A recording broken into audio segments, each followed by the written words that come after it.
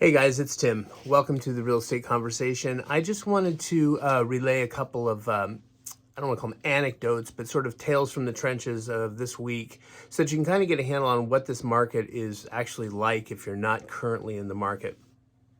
The first thing that I want to point out that stands out to me is the most significant thing that happened to me this week is the realization that if you're a buyer, your earnest money deposit is going live really quickly. And what I mean by that is normally you have a period of time. You get your investigation contingency, you've got your appraisal contingency, and you've got your loan contingency. And each one has a different timeline. So we've been seeing the investigation contingency get shorter and shorter, in many cases as short as 7 days. And then the appraisal contingency, which defaults to 17 days, has often been moved up to like 14 days. And we're seeing a lot of people waiving that contingency altogether. You've probably been reading a little bit about that because with appraisals being backward looking and we're seeing rapid appreciation, there aren't comps to support the new valuations yet. So people have been waiving that appraisal contingency, but normally that would default to 17 days, and then you'd have 21 days for a loan contingency. Now, this is California. In other states, when you put your earnest money deposit down, in many cases, it actually goes to the seller. They get the money right up front. I mean, you put your money down, it's live, right? If you don't close, you lose your deposit. That's the whole point of a deposit, to make sure you're committed. So in California, we're very consumer friendly, and it's been the case for years and years that you have a contingency in place so that you can get your loan and make sure you do qualify before you lose your deposit. So what's happening now, though, is that many buying situations are so competitive that the buyer is compelled to, as I say, give up their appraisal contingency. So if it doesn't make value, you can't cancel. You just got to come up with the extra cash. And second thing is they're now giving up loan contingency. So not only are we seeing a hyper short investigation contingency down to 7 days. I mean, you got to hustle. Get all your inspections done in 7 days, do all your due diligence in 7 days, but you're also giving up your appraisal contingency and in many cases giving up your loan contingency. So what this really requires for a buyer and for the buyer's agent, this is just as important for the agent, because we've been used to a certain way of doing things for a long, long time in California. And while they may do it differently in other places, this is how it's done here. We have to recalibrate. When you put your earnest money down, you have to expect that that money is lost if you don't close. That's intense, and that's hard to grasp for many of our buyers today, but that's the reality. If you're in a hyper-competitive market, like I just wrote an offer in Redondo Beach, okay, as you know, I work Ventura County, LA County line, but I go from the far reaches of Ventura all the way down to South Bay and everywhere in between. So I wrote an offer in a very competitive situation in Redondo Beach. And I thankfully had endeared myself, even though I don't know the agents there. A good buyer's agent is going to endear themselves to the listing agent. They're going to make sure, as I have done, and I always do for my clients, that whoever the other agent is on the other side, they know that I'm super professional, that my deals close, that I control the situation with my buyers. I don't have a renegade buyer.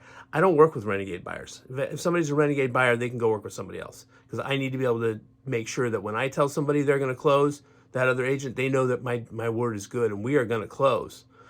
That's important because in a situation like this Redondo Beach deal, I don't know the other agent. I haven't worked with them before. They don't know me. I'm 60 miles away. How would they possibly know if I'm professional or not?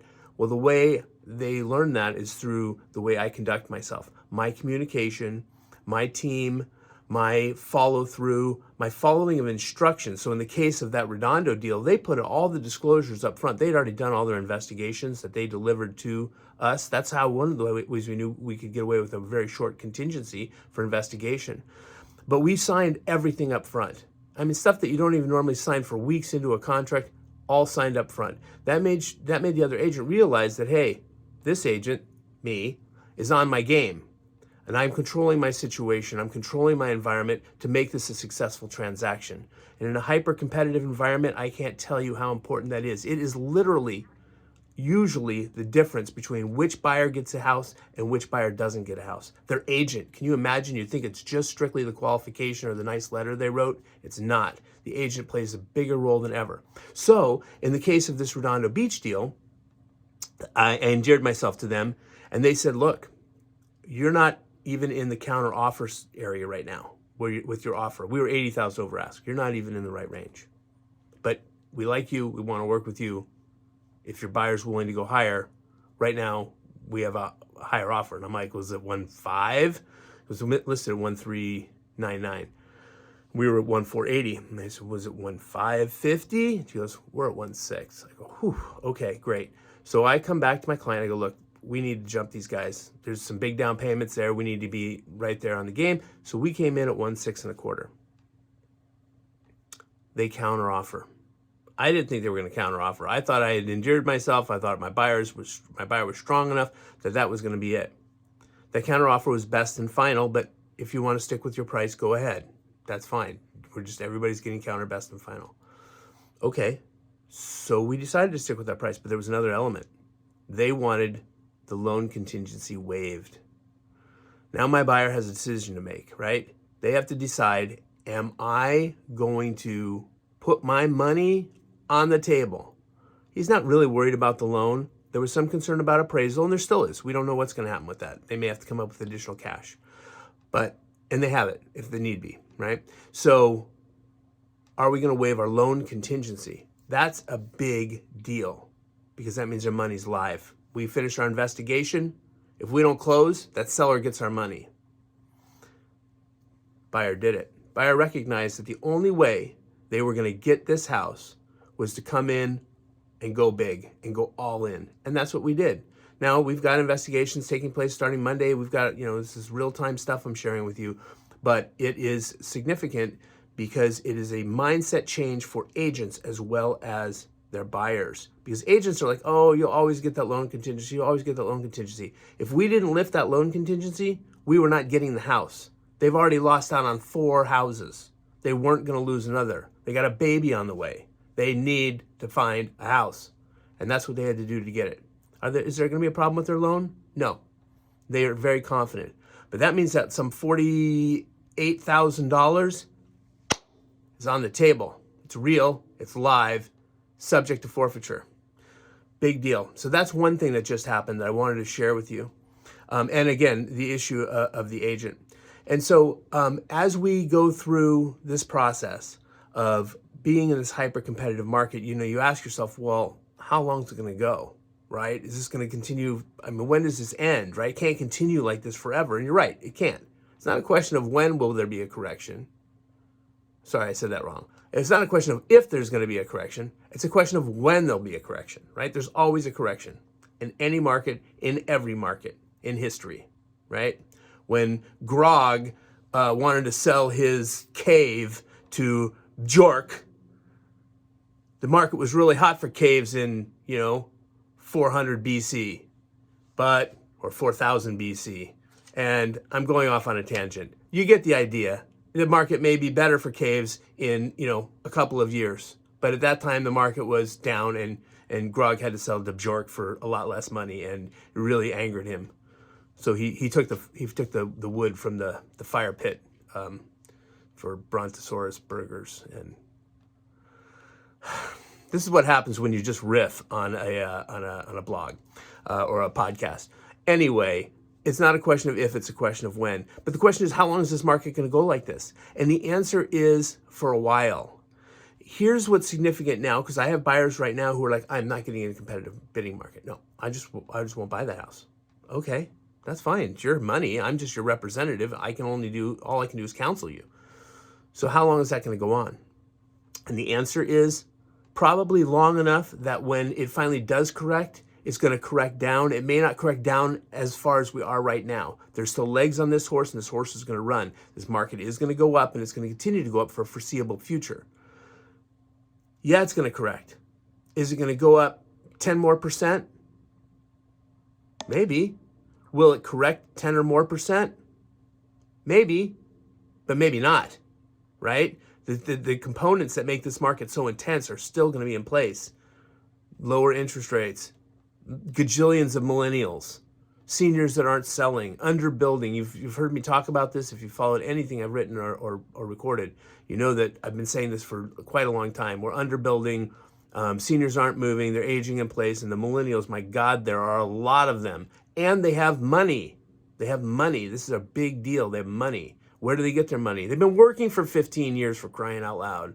They got a ton of money. They've been saving money. They paid off their student loans. They didn't have kids at 26 and 27. They had them at 36 and 37. You can save a lot of money when you don't have kids during your 30s. And now they're getting into their peak earning years, right? They're really going to make some money. So, and there's lots of them too. Like I said, I mean, millennials go back to 1996. They're only 25. They won't be buying houses for 10 or more years. We're in this for the long haul. So, are prices going to go up for a while? Yes, they are. Are they going to drop as low as they are today? I don't know. I mean, there's really only been a couple of examples in history that we've seen 10% declines in value. I mean, 1988 correction, no, 1990 correction. Yeah, there was some of that. That was fueled, of course, by a lot of speculation. People buying new homes, selling that new home before it's finished to another guy who then sells it before it's finished to another guy who then sells it before it's finished. And finally, the guy who buys it is buying it 4 times marked up. That's not real demand.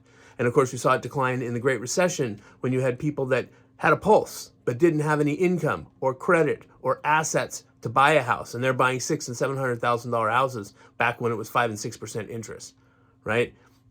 That's artificial demand. That's absorbing properties and driving prices up when we have a limited number of properties. It's driving those prices up artificially. It's not real.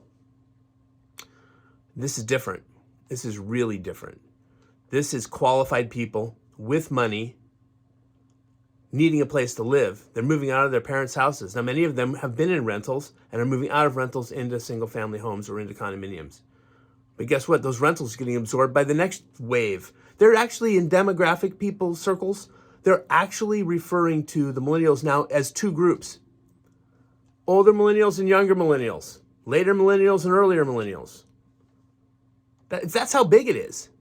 They're actually dividing the demographic group into 2 because there's so many. They're like, well, there's the younger millennials, the later millennials. They're not really buyers yet, so let's not throw them in the same category as the millennials who are earlier and older. Okay. Does it really make a difference? No, it doesn't. They're all going to be buying over the next 15 years. And oh, by the way, that extra money that they have that they're buying with, they have a lot of it. And if those people don't have it, their parents and their grandparents are giving it to them because the baby boomers are sitting on $66 trillion with a T, $66 trillion in assets and wealth. So they're skipping it and giving it to their grandkids so that they can buy houses. And what does that mean? What does that mean? People that are first-time buyers, they're not buying 1-bedroom, 1-bath condominiums. They're buying 4-bedroom, 3-bath, $1 million homes. Well, guess what? They're competing with all the move-up buyers who bought their home 10 or 15 years ago and now want to move up 7 years ago. They want to move up to the next level. Well, guess what? Now they're competing with first-time buyers. That never happened before. I mean, not in the type of volume that we have. So competition is fierce. Your agent matters. Your deposit is live when you're buying. It's live. So just wrap your mind around that and then go in informed with measured expectations, understanding what the expectations are, and then you'll be successful. And you can be successful in this market. You can get a great house. There are some great houses out there. They're selling fast. There's a lot of competition for them, but there are some great houses. And we're seeing it, especially in the spring marketplace like we're in right now. Anyway, Tim Freund, thanks for tuning in. TheRealEstateConversation.com. DM us, contact us on the web.